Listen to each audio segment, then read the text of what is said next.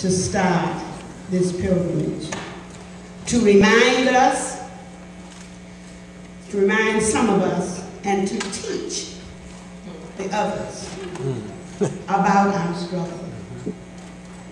You were a young man, and a very courageous young man, and still remains courageous. Keep up the good work. I know Washington is not easy now. We've seen the kind of hatred and coming out of some things happening in D.C. that reminds me of the Dixiecrats back in the 50s. Some of you may be too young to remember. No, we remember. But I was born in Alabama, Uniontown, and the largest thing in it is Highway 80. I want to thank Mr. McClammy. My first teaching job was in his county. And his family, he was a student, am I right?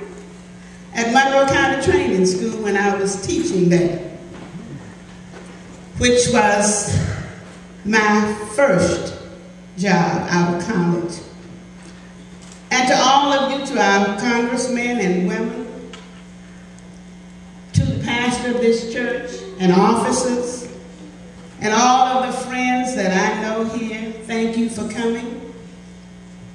Some of the young people in the choir were babies, and some of the people around here were children. Photographer over there was a baby. And many others when we were here. A mass meeting was held here in this church.